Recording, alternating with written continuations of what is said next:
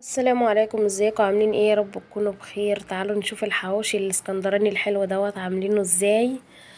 ونخش في الوصفة كده. بسم الله. احنا هنا معانا كوباية ونص من المية، نزلت عليهم بمعلقة من الخميرة ممسوحة، معلقة كبيرة من الخميرة ممسوحة، معلقة صغيرة من السكر، نص معلقة من البيكنج باودر، وكمان حطيت عليهم معلقتين من الزيت، معلقتين كبار. طبعا قعدت اقلب فيهم كويس قوي لحد ما دوبت السكر والخميره. وكمان نزلت كنت نخلة 4 كوبايات من الدقيق، نزلت بيهم طبعا وعجنتهم كويس قوي. هي على فكرة العجينة ديت سهلة واقتصادية جدا جدا، ومش متعبة خالص يعني، وما بتاخدش وقت. انا وقفت بتاع ساعة الا ربع كده في المطبخ، كنت خلصت الاكل كله والغدا يعني، فهي بتاخدش وقت بصراحة. وكان طعمه حلو جدا جدا جدا، احسن من بتاع بره مليون مرة. يعني انا بره لما بجيب الحواوشي ده من بره، اقسم بالله انا لما باكل دوت من بره، بس عندي جوزي وبنتي بياكلوه اكنهم بياكلوا عجين، مفيش فيه حشوة. فانا قلت اعملها النهارده كده معاكم في البيت. طعمها حلو قوي قوي وموفره جدا. وكمان الحشوه اللي انا حطاها فيها مش مكلفه خالص. طبعا احنا شايفين الغلا اللي احنا فيه، الواحد ما بقاش ملاحق بصراحه على المصاريف.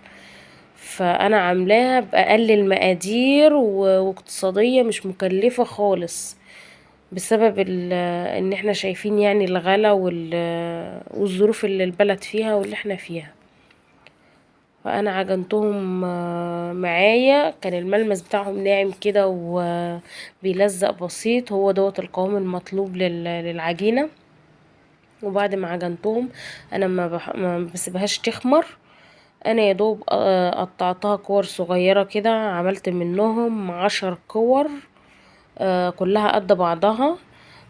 دهنت الأرضية بتاعة الصينية أو الطبق اللي أنا كنت بحط فيه بس زيت، وكورت ال10 كور دول وحطيتهم يرتاحوا بتاع 10 دقايق كده، على بال ما خلصت فرم الخضار طبعا واللحمة زي ما هتشوفوا معايا كده دلوقتي. ديت العجينة والملمس بتاعها كان تحفة تحفة تحفة، والله العظيم يا جماعة. العجينة كانت عاملة في ايدي زي الملبن. شفتوا الملبن بيبقى حلو ازاي؟ دي ملمسها حلو جدا جدا جدا، يعني عجبتني قوي بصراحة. حتى انا يعني ما باكلش الحواوشي ده من بره، او ما بحبش الحواوشي الاسكندراني بصراحة. انا اكلته المرة دي علشان خاطر انا عاملاه، انا اللي عاملاه في البيت، وحلو جدا غير بتاع بره خالص. وعجبنا جدا وعجب كل اللي كل منه، شكر فيه بصراحة. ودي طبعا الكور بعد انا ما قطعتها، يا دوب بس دهنة الارضية بتاعة الطبق دوت زيت، وحطيتها اغطيها بفوطة كده من بتوع المطبخ اللي انا شايلاهم لتخمير العجين، بس انا ايه مش هخمر.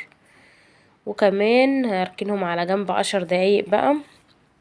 وهجيب معايا اللهم صل عليك يا نبي، بصلتين وطماطمايه و3 قرون فلفل بارد زي ما انتم شايفين كده، ومعاهم قرنين حامي وكمان عودين من البقدونس. يا جماعة اللي عاوز يحط توم ممكن يحط فص او فصين حسب الرغبة، بس انا بحبش احط توم بصراحة في الحواوشي. الحواوشي دوت من غير توم كان طعمه تحفة جدا جدا جدا، احسن من بتاع المحلات واللي انتوا بتجيبوه من بره يعني مليون مرة. اتمنى كلكم تجربوا الوصفة دي، هتعجبكم جدا واقتصادية جدا جدا. يعني انا عاملاها ب1/4 كيلو من اللحمة، والله العظيم يا بنات عاملاها ب1/4 كيلو من اللحمة، وما شاء الله عملت معايا 10 ترغيفة مش صغيرين، يعني 10 ترغيفة كبار حلوين. الرغيف بيشبع.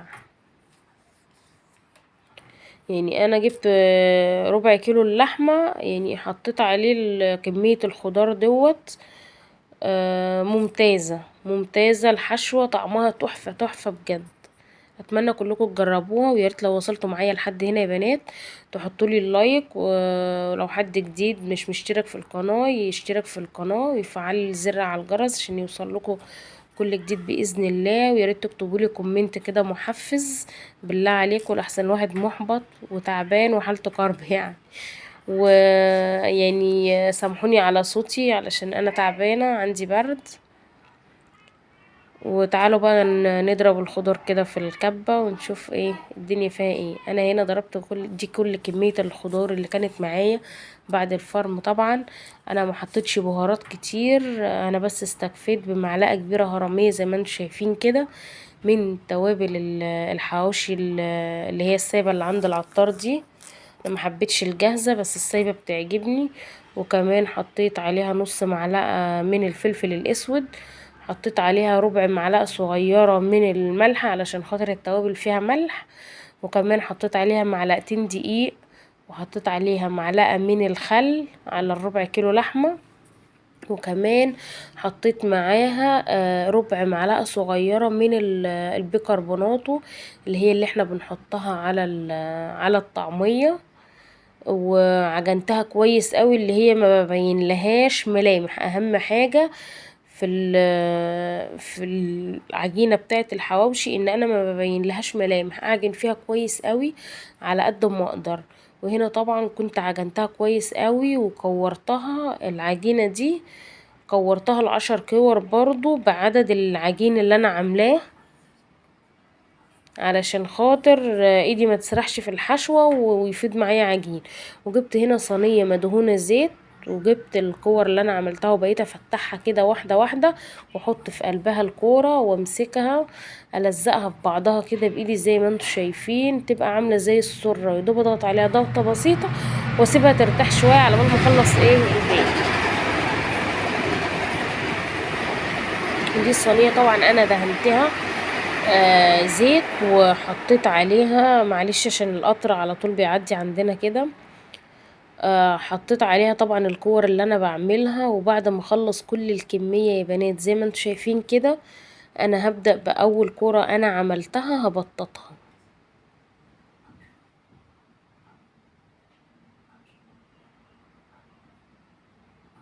اللايك يا بنات بالله عليكم علشان هو دوت اللي بيرفع الفيديو ويخلي القناة تتشاف، وياريت تكتبولي كومنت حلو كده يشجعني. ودي طبعا الحشوة كان طعمها حلو جدا. الرغيف كان مليان ما كانش فاضي خالص على فكرة. وديت طبعا بعد ما خلصتهم كلهم وسبتهم يرتاحوا، هبدأ بأول واحدة. طبعا انا كورتها بس هجيب صينية مدهونة زيت حلو كده، شوية زيت حلوين علشان خاطر هي دي اللي هتخش الفرن. الحواوشي دوت طبعا يا بنات عشان هو عجين بيحتاج كمية زيت وفيرة عشان خاطر يستوي. وهجيب صينية تانية كده ابطط فيها، وعلى طول بقى هنقل في الصواني الكبيرة. انا في الوقت دوت انا كنت مشغلة الفرن، يعني اول ما خلصت شغلت الفرن على طول فوق وتحت، وبقيت ابطط واملى الصينية وادخلها. بس طبعا انا كنت مشغلة من تحت بس يا بنات. لو حسيتوا ان الرغيف استوى بس محتاج وش بسيط شغلوله الشواية، انما انا كنت مشغلاه من تحت بس. طبعا انا زي ما قلتلكوا بدأت باول واحدة انا عملتها. طبعا يا بنات من الغلا الواحد يعني اللي كان بيجيب نص كيلو او كان بيجيب كيلو خلاص يعني انا مني واحدة كنت بجيب نص كيلو علشان خاطر اعمله نص كيلو لحمة. انا جبت المرة دي ربع. البلد مبقاش متوفر فيها حاجة خالص والاسعار غالية انا هنا طبعا كنت عملت الصواني زي ما انتم شايفين، وجبت شوكة كده وبدأت اخرم الرغيفة زي ما انتم شايفين كده قبل ما تخش الفرن طبعا. وهديها كمان دهنة من الزيت، او لو عندك حتة سمنة بلدي زبدة ادهني الوش وتدخليه، يا اما بيض او لبن المتوفر عندك. ودي طبعا كانت النتيجة بعد ما خرج من الفرن. جميل جميل في منتهى الجمال بصراحة. اتمنى الفيديو يكون عجبكم. لو وصلتوا معايا لحد هنا ياريت تحطولي اللايك وتشتركولي في القناة.